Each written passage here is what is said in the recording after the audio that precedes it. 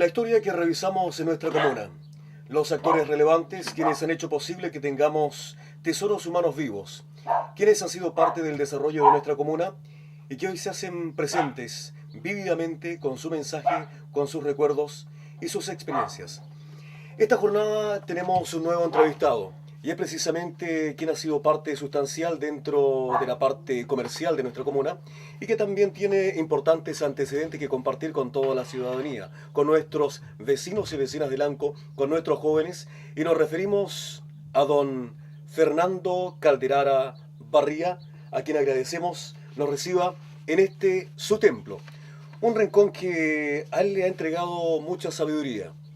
Reconocer que en un libro está la magia irresistible de ese momento que logramos generar en forma sagrada para empaparnos de virtuosidad y compartir ese saber y participarlo con los demás. En un cuarto muy particular, considerado casi su templo, lleno de recuerdos, textos, libros, revistas, recortes y mucha historia, explora en su memoria este hombre de voz pausada que ha sido testigo y protagonista de una larga historia lanquina. Yo hace mucho tiempo que pienso que hay gente en Lanco que conoce las raíces de nuestro pueblo, pero lamentablemente como yo somos flojos para escribirlas. Don Nano, como es conocido en la comuna, nace en la ciudad de Valdivia en el año 1935, hijo de un matrimonio muy joven, donde su padre se dedicaba a la construcción de las tuberías de las minas de oro. Luego se traslada a las minas de Lonquimay y allá lo fue a buscar don Pedro Salvadores para que su padre se haga cargo del taller que tenía la barraca Lanco en esos tiempos. Finalmente llega en 1942 a Lanco con su familia y su padre llega a hacerse cargo del taller de la barraca. Y allí había mucho trabajo para reparar las máquinas, las winchas, me acuerdo, el afilado de las winchas que hacía todos los días. Había maestros especialistas para eso. No sé si ustedes le han contado que ese tramo que hay de la carretera, eso no existió y en los tiempos que llegué era un mar de castillos de madera. De la calle Gran Avenida. La Gran Avenida hacia el otro lado, esos castillos partían de la barraca y llegaban hasta el matadero. O sea, son miles de pulgadas de madera que existían allí. A mí me tocó a veces ir a jugar allí y jugábamos al pillito entre los castillos. Hay una anécdota con un amigo ahí. Entonces un día, como niños nosotros, de repente uno dice, ¿y por qué no jugamos al pillito con armas de verdad? Oh, qué bueno, ya, dijo, va a buscar. Yo me acuerdo que mi papá tenía un revólver, no disparaba, pero estaba viejo, estaba arriba en su cama, lo tenía en la pared colgado. Fui a buscar el revólver yo. El otro fue a buscar otra arma, el otro otra y un rifle. Apareció un rifle también. Entonces íbamos por entre los castillos y el jovencito era el Julio Hernández, un amigo de muchos años aquí en Lanco que ya está radicado en Santiago.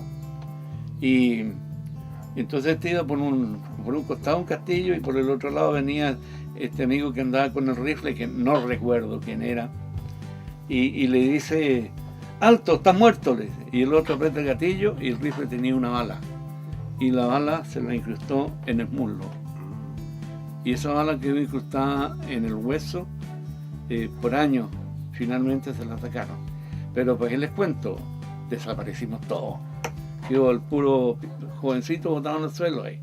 Y unos cargadores de madera, ese lo fueron a buscar y lo llevaron al hospital. Desde muy niño sintió la inquietud de conocer, de saber, de estudiar, y gracias a que extrañaba mucho a su primo, llegó siguiéndolo a la escuela misional, y pese a que fue un impulso de niños, nunca más se alejó de la escuela y de las letras.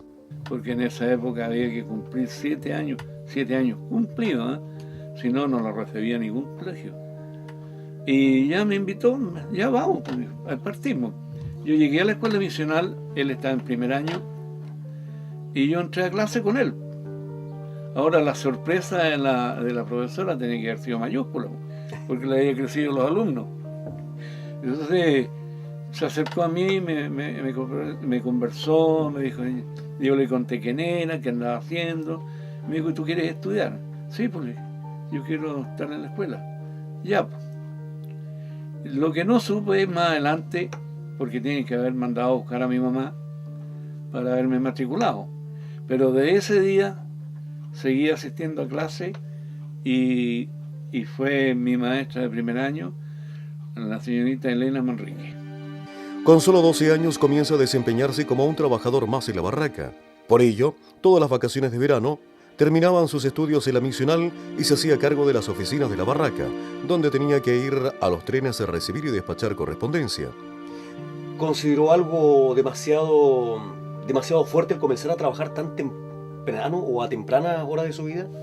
Mira, yo he dicho siempre que si volviera a la infancia, yo haría lo mismo, porque tuve una infancia muy feliz y creo que mi infancia no tiene parámetros para las cosas que hacía y qué sé yo.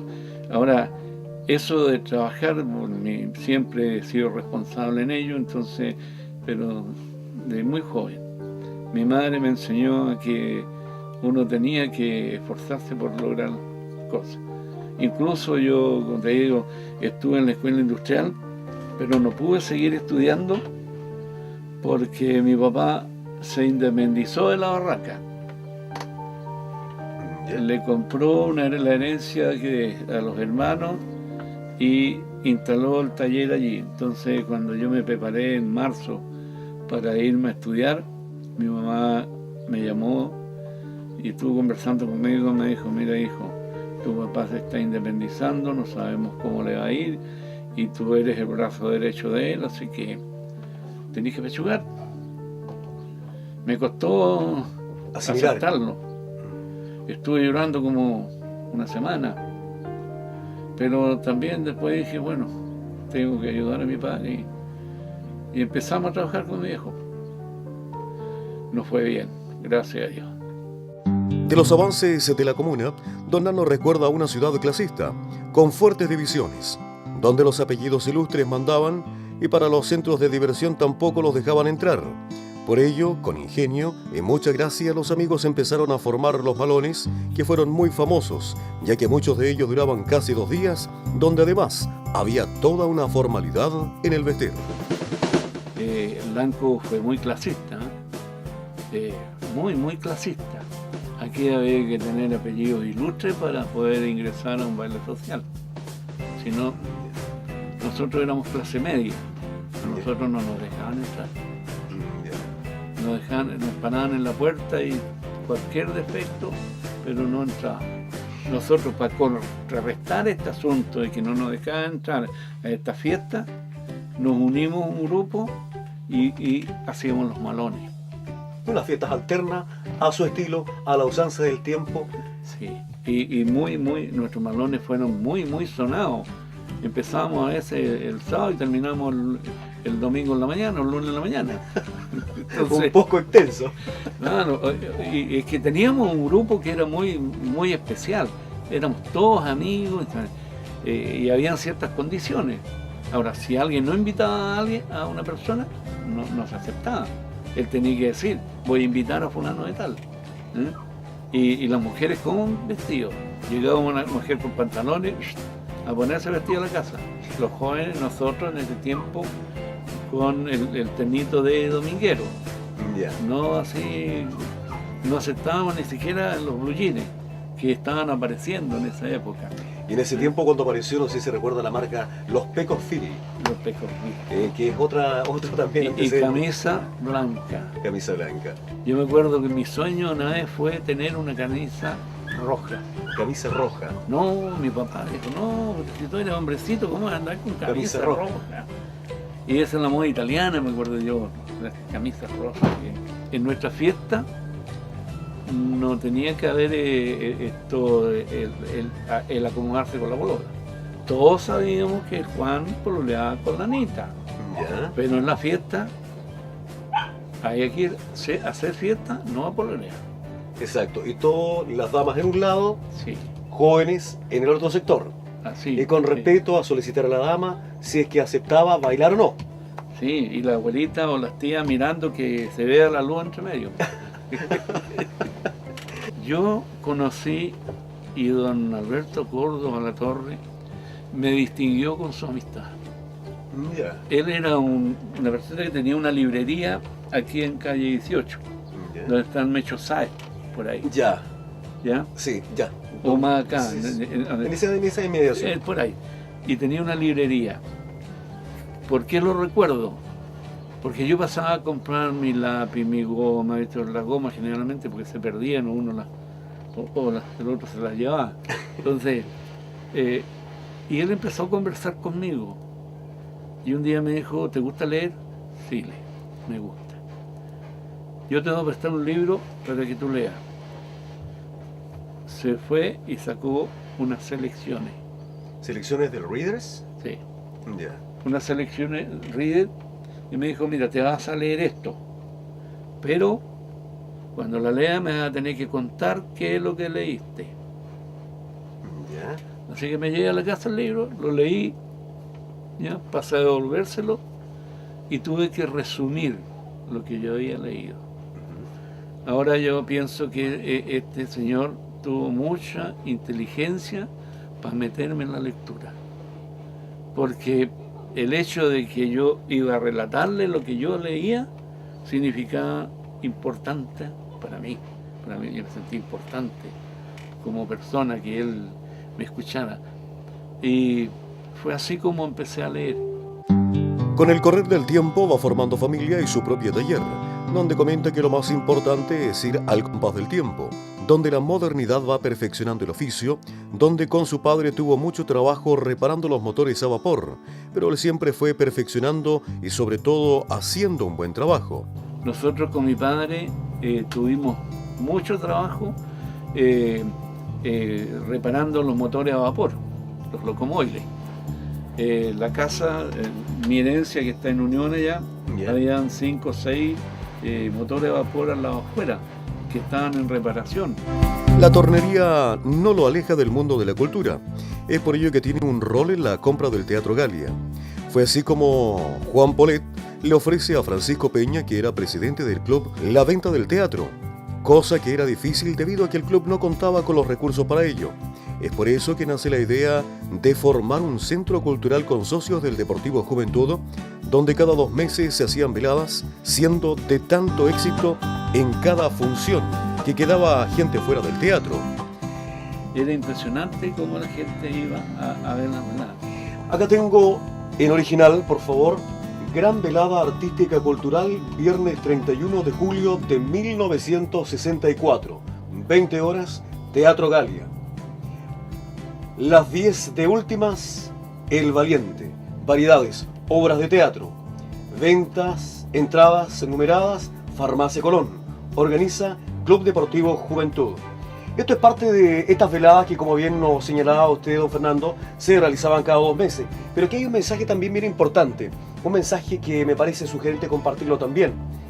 La grandeza de un pueblo se mide en la cultura de sus hombres. Así. Cultura que no es lo mismo que tener un dato alojado en la cabeza. Cultura referido al comportamiento y sobre todo en el respeto a su palabra.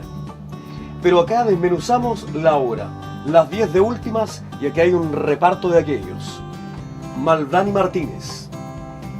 Actores, bueno, posteriormente usted nos va a explicar un poquito. Teníamos acá a don Raúl Cortés, a Heredia Pacheco, Diego Peña, Inés Jofré, Mario Áñez, Octavio Jofré, Fernando Calderara, María Jaramillo, Javier Ángel Jara, Luis Gallardo, el Aurel Valiente, Gel Midlemas.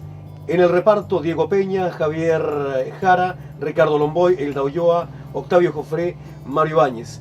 Un programa que por supuesto también está amenizado con música, con conjuntos orquestales, poemas, bailes folclóricos, sketch. Bueno, un periodo que creo también ha marcado todo un antecedente en su vida, don Fernando. Así es. Al momento de abrir esto, ¿qué es lo primero que recuerda? El juntar este dinero para tener el teatro. Hay gente que ya no está. Hay varios de ahí que nombraste que están en el recuerdo, ¿ya? Pero sí, su obra, su trabajo está latente. Mario Ibáñez, fallecido, y no sé cuántos, Ángel Jara, Javier, y así muchos ya ni sé dónde andarán, pero sí, y gracias a ello se cumplió una meta y cumplimos algo que fue un sueño. Los telones de fondo, Villanueva, que era bueno para la brocha, para la pintura. Sergio en este caso. Sergio Villanueva, ese hasta las 6, 7 de la mañana, pintando, haciendo los telones. Los hacíamos de papel de, ¿cómo se llama?, de bolsa de cemento. Como estilo papel craft, de envolver. Sí, más o menos.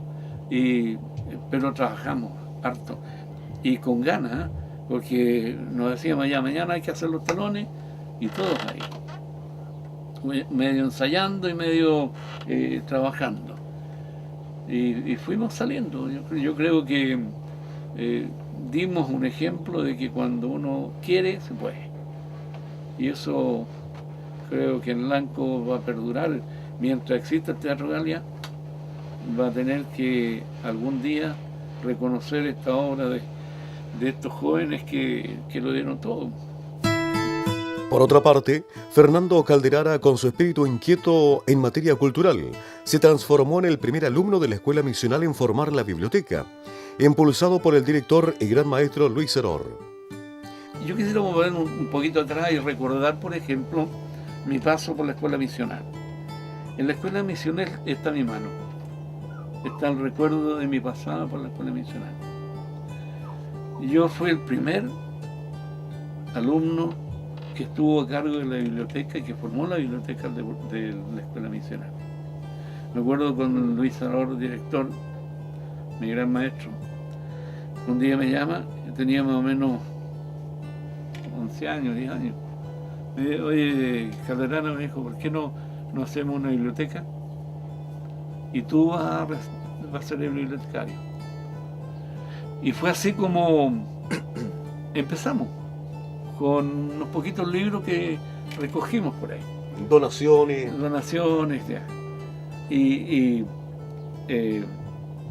se formó la biblioteca. De ahí yo, como era el dueño de la biblioteca, leí toda la colección Salgari, leí todos los libros de Julio Verne, y así otros más. O sea que el viaje al centro de la Tierra... No, ya pasó, ya he hecho como 3 viajes. En aquellos tiempos no había copiadora, no había máquina de escribir, en muy poco. ¿Qué es lo que se usaba? El mimeógrafo. Mimeógrafo, exactamente. Ya. Aquí tienes un programa de fiestas patrias del año 75, en el año que me correspondió ser el presidente de ese comité. Mimeógrafo. Esto se hacía con stencil. Con stencil. Con stencil, y se usaba una tinta negra. Y se le pasaba al rodillo con paleta. 1917-1975. Lanco. Su nombre de origen indígena significa aguas consumidas. Bueno, otro de los documentos que tenemos acá respecto de el cronograma para diciembre del año 1975. Bastante sugerente. Estamos hablando del día viernes 19 del año mencionado, 10:30. Licenciatura de octavo año básico de la Escuela Consolidada en el gimnasio de la Escuela número 29. 16 horas recepción de trabajos literarios. 18 horas elección del mejor tema literario. 19:30 horas licenciatura cuartos medios y tercer nivel nocturno, Escuela Consolidada en el gimnasio de la Escuela 29. Bueno, bastantes actividades tenían en ese tiempo. Sí, bueno, algo que realmente hay que agradecer, ese compromiso para con nuestros vecinos y sobre todo para esto que es historia, con este programa que hemos querido rescatar hoy en día, don Fernando. Sí. Pero también hay otro antecedente que usted maneja y es precisamente del Lanco antiguo. Sí. Hablamos que a la usanza de las familias en el pasado, el chonchón era conocido. Sí. Bueno, en las mineras se utilizaba el carburo ya en aquellos años, sí. Pero avancemos o retrocedamos. Retrospección. Una papa grande, ahuecada, grasa y un trapo, sí. chon chon. Teníamos luz Sí. por muy poco o limitado tiempo para poder hacer algún menester durante la jornada nocturna antes de ir a la cama, pero la energía eléctrica también hace su paso por nuestra comuna y había quien la distribuía. Sí, la barraca. Y justamente yo conocí muy de cerca esto porque mi padre trabajaba allí y era el que tenía que ver con los motores. Entonces habían dos locomóviles, uno grande y uno más pequeño, y el pequeño era el que movía el dínamo, el que producía la corriente, ¿Ya? que estaba muy lejos, con una correa, y esa corriente o esa luz la entregaban al pueblo al atardecer, cuando ya estaba oscureciendo, ¿Ya? y demoraba hasta las 10:30, 11 de la noche. O sea, había que acostarse temprano. ¿Estamos hablando de qué año? Mira, yo creo del año 45, entre 45 y 50, por ahí. Después llegó ya, no me pregunte cómo se arreglaba la cobranza de la luz, pero todos tenían que pagar un aporte a la barraca por el consumo de luz. Ya. ¿Ya? Eso no recuerdo cómo se hacía, pero sí se pagaba. Entonces, también ya después llegó las cosas más modernas, SAESA, el agua potable, que fue novedad también cuando ya empezó a llegar el agua potable. Antes el agua que se consumía era de pozo, y los pozos, en la casa de mi abuelo había un winchaire que se funcionaba, ¿Ya? y ese movía una bomba que aspiraba, y si no la otra mano no. Cuando La clásica. eso, claro, que hay que ir a hacer ejercicio allí. Como digo, los avances de Lanco fueron llegando ya a las calles, la primera calle pavimentada, ya no fue un gualbe, un barrial donde había que poner un tablón para pasar a la otra vereda, y así. Hoy día tenemos la gran satisfacción de que Lanco tiene casi todas sus calles pavimentadas. Exactamente. Eso yo en mis primeros tiempos a lo mejor nunca lo soñé, y hoy día eso es realidad. Entonces hay cosas que las casas ya, las casas antiguas se han ido demoliendo, se han quemado. Los negocios grandes que hubieron en ese tiempo, Juan Polet, En calle Centenario. allá en la avenida Centenario, allí llegaban las carretas. El día sábado se juntaban 50, 100 carretas con sus bueyes a comprar del campo la gente. Incluso más atrás me contaba mi abuelo que cuando habían que comprar cosas más importantes como materiales para alguna construcción, había que ir a Temuco. Así que enchugaban la carreta y a Temuco, una semana. Finalmente, otra etapa de Fernando Calderara fue la de ser bombero, donde pudo recibir el año 1962 el carro que actualmente tiene el nombre de Mario Peña, que en esos años fue una donación del gobierno de Alessandri. Y él, como teniente de máquina, tuvo la misión de hacer funcionar el carro, que decía que daba agua en 60 segundos. Tuvo mucho más historias como bombero, incluso lo querían desvincular, debido a que llegaba antes de tiempo a los incendios, considerando que él los ocasionaba. Entonces saco el carro de ahí, la sirena, y en la vuelta ya venía un carabinero corriendo allá. Entonces le digo, toque la sirena por favor, que hay incendio. Ya sé, me dijo. Así que, y ahí agarré, cuando toqué la sirena, agarré dos bomberos en la esquina. Dos bomberos, llegamos a la población, era un gallinero creo que se estaba quemando. Así que el pistón de alta presión, cuando llegaron los otros ya no teníamos apagado el incendio. Yo no entiendo cómo el nano se las arregla. Yo sentí pasar el carro y después tocó la sirena. Esto llegó a Valdivia. ¿Ya? Y una convención que hubieron de acá de los bomberos, se comentó mucho. Así que son ustedes los que arman el incendio primero y después tocan la sirena. Es así como Fernando Calderara mantiene una memoria envidiable y a través de su relato transporta al mundo del teatro, de la imprenta y la lectura.